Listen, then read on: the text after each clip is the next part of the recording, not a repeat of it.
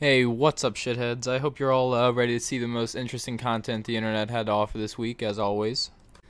You know, the thing people like me love about websites like Buzzfeed when we're looking for new content and everything is that you don't have to look very hard. You kind of just type it into the search bar. You know, you type in Buzzfeed, you scroll down for like 2 seconds, and bam, you've got some bullshit that was posted in like the last 12 hours, guaranteed. It's an easy way to just make something into a video when you're short on time. Well, spoiler alert, that is exactly what I did today, and I am very pleased with the results. As you can see, I have some quality content that I can't wait to dive right into. And I know anyone watching this, anyone who is subscribed to this channel, is going to be able to relate to this very well. Are you ready for 14 inevitable things that happen when you're the designated feminist in the room? Please fucking end my life. I fucking hate this bullshit. God damn it. Number 1, accept it. If you're the designated feminist in your office, friend group, or family, you're always on call. Why is it that I have a strange feeling that you're the only one that thinks you're the designated feminist in your office? Okay, so I can kind of relate to this on some level because at my work, I sometimes feel like I'm the designated tall guy. Like, people ask me to reach high up stuff all the time. But see, the differences between someone who's tall and can reach high up stuff and a feminist is that tall people are actually useful for something. I'm really trying to rack my brain here, finding out what the job description of a designated feminist is. Like, what are you responsible for? What do people come to you for? What do you do? Oh my god, you even have the audacity to say you can't take a day off from it. Wow, thank you for your service. I appreciate it. I mean, being a feminist is a 24/7 job, and I appreciate the work you put in every single hour of every single day. Thank you for your service. Number 2, people expect you to be an encyclopedia and official standard bearer of feminism and will come to you with the weirdest questions. Alright, I'm gonna stop you right there. First of all, I think it's a big leap to assume anyone even wants to talk to you at all throughout the day, but anyone who does definitely is not asking you questions. I mean, this whole article is really just to make yourself feel more important and to get attention, isn't it? Let's be honest. Oh, and let's not miss this down here. One of the example questions given is, if a guy buys me a coffee, is he sexist? And the answer is obviously yes. Any patriarchal douchebag that dares spend money, his own money, by being nice to you, obviously hates women. Why does that even need to be asked? Now I get why you're so annoyed by having to be the office feminist. Number 3, people will relentlessly question your daily choices just because you identify as a feminist. Oh my gosh, this is the only one so far that I actually fucking believe happens. Sorry, that one was just so stupid it literally confused my sexual orientation. But yeah, this one I actually believe because this is something I would do. I would be questioning the shit out of your daily choices, making sure you're in check, making sure that you are what you say you are. You know, you can't claim to be a feminist and then not go all out and act like a feminist.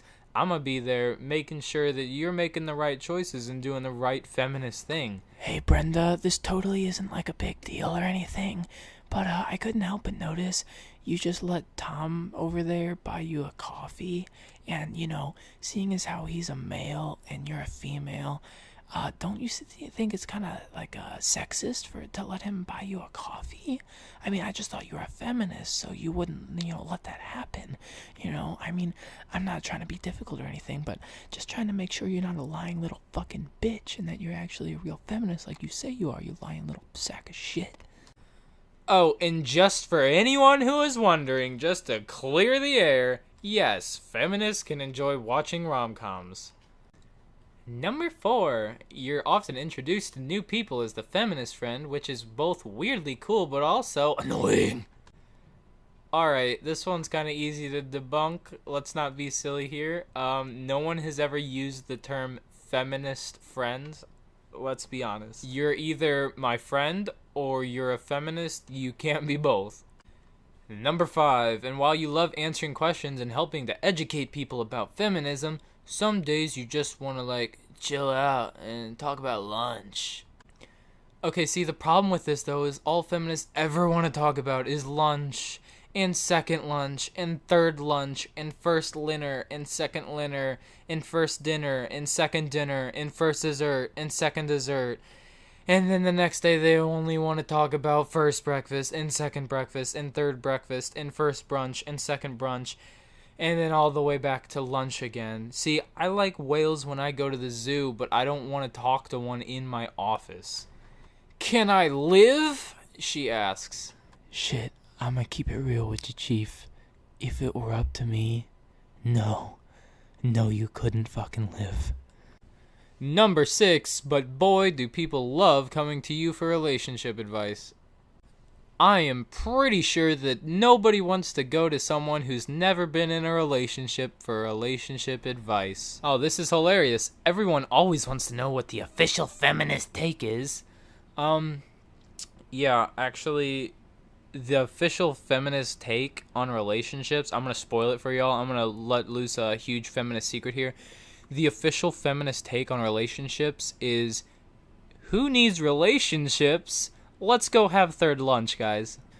Number 7, and God forbid you try to break away from the news cycle because everyone wants to talk to you about all the awful news all the frickin' time. Oh wait, I've got something to tell you, Snowflake. Everyone talks about the news with everyone. It's kind of what people use to make conversation, especially in an office setting. It's just something people talk to each other about. They don't do it specifically to you because you're a feminist. No one's targeting you, like thinking the night before, oh man, I can't wait to tell Brenda about the news, though, that feminist bitch.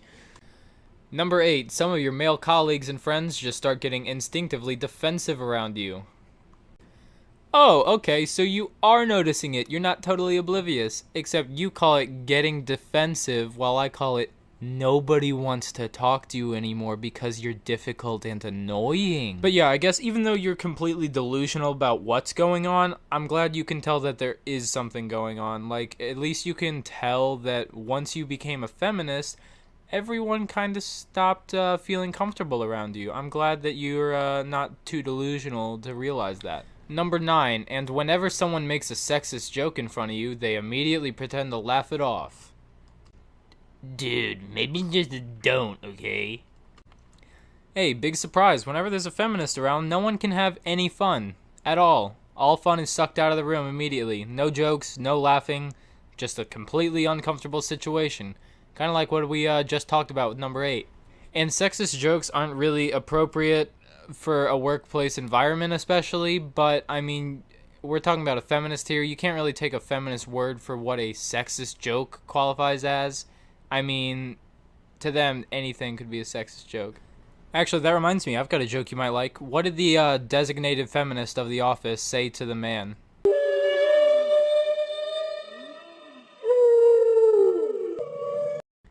Number 10, when you're truly sick of explaining, basic equality to everyone, you send them to your fave resource. Don't you fucking bring Will Smith into this, I'll fucking kill you. Number 11, you'll get called a feminazi at least once. You know what, I'm really glad you're at least coming to terms with the fact that part of being a feminist is just accepting that everyone's going to hate you because you're going to annoy everyone constantly. And you know what? Things may seem bad, but just be thankful that you don't work with me because that number would be more like 18 times per day. Number 12, once in a while a feminist guy will end up saying something you said like 2 years ago and everyone will be hilariously impressed by how woke he is. Nobody cares enough about you to remember something you said yesterday. You think anyone is going to notice something you said 2 years ago. And by the way, feminist guy is not a word, it's pronounced cuck. And because you're just glad people are finally getting on the bandwagon, you won't even say anything about it. Oh, by the way, that was number 13.